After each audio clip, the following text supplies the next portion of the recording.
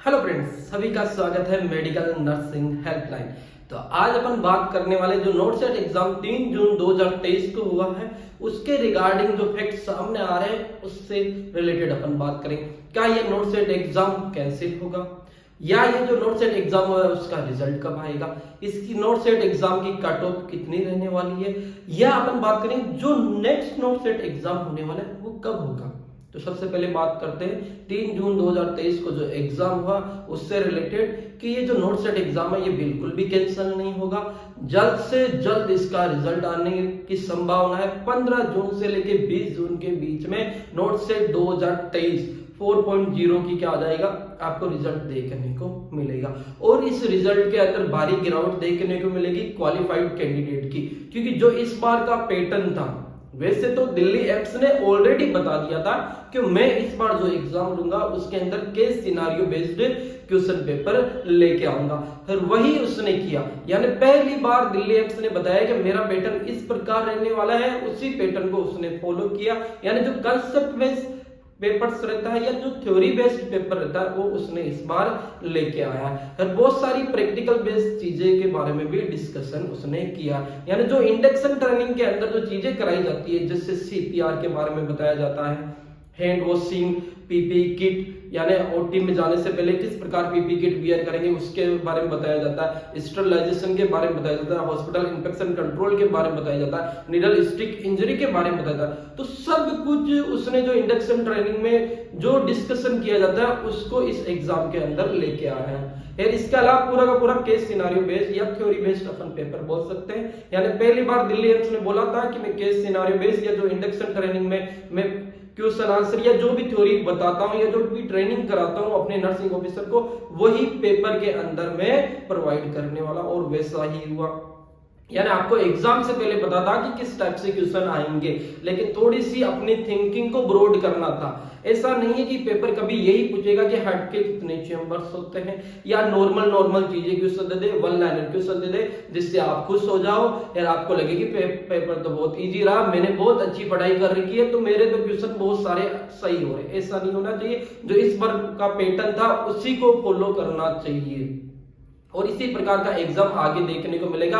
तो अपने पास में जो नर्सिंग ऑफिसर बनेंगे वो well qualified, well knowledgeable person आपको मिलेंगे दिल्ली एम्स या अदर एम्स के लिए। ये बहुत ज्यादा अच्छा बेनिफिट्स उनके लिए हो जाएगा। और अपन बात करें जैसे इसकी कट ऑफ क्या रहने वाली है, रिजल्ट के बारे में बता दिया, 15 जून से लेके 20 जून के बीच में देखने को मिलेगा। और भी बहुत सारी चीजें, जैसे नेक्स्ट नोट सेट एग्जाम की डेट क्या है। नेक्स्ट नोट सेट एग्जाम आपका सितंबर 2023 को देखने को मिलेगा।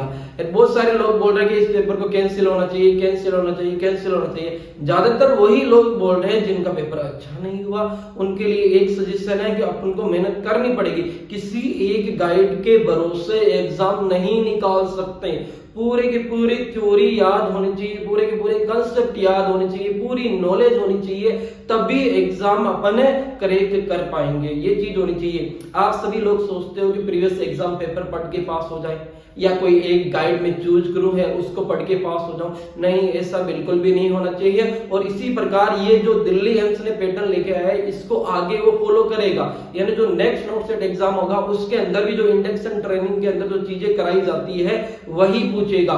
जो केस सिनारियो बेस्ड क्वेश्चन होते हैं, थ्योरी बेस्ड क्वेश्चन होते हैं, कंसेप्ट वाइज क्वेश्चन होते हैं, वही नेक्स्ट एग्जाम में देखने को मिलेगा। तो अपनी तैयारी को आपको बढ़ाना पड़ेगा, अपने आप को इंप्रूव करना पड़ेगा, अपनी जो कमजोरियां हैं उनका पता लगाना पड़ेगा। उसके लिए आप कुछ भी कर सकते हो, जैसे आप क्वेश्चन आंसर प्रैक्टिस कर सकते हो, इसके अलावा टेस्ट सीरीज आप ज्वाइन कर सकते हो, जो भी आपको सुटेबल लगे।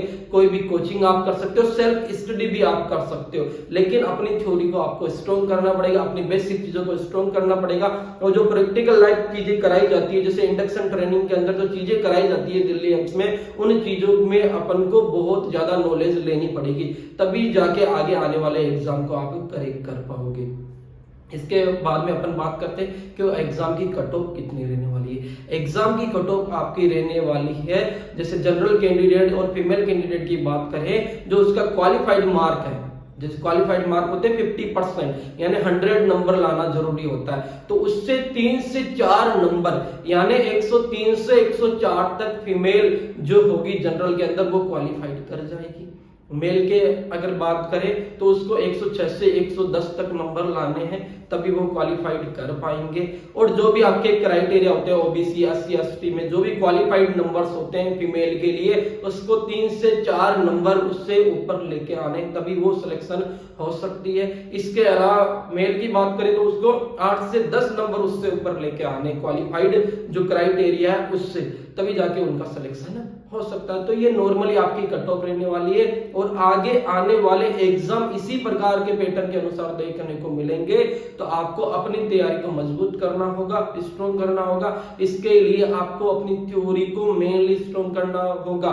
एक एक चीजों के बारे में आपको पता होना चाहिए कि ये डिजीज कंडीशन है तो उसके अंदर इस प्रकार सारी प्रायोरिटीज रहने वाली है, इस प्रकार सारे साइन सिम्टम इसके अंदर रहने वाले हैं। किसी भी पेशेंट को देख के अपन पता लगा सकते हैं कि इसके अंदर क्या डायग्नोसिस बन सकता है।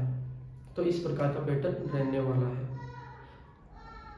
तो ये होगी कट ऑफ के बारे में।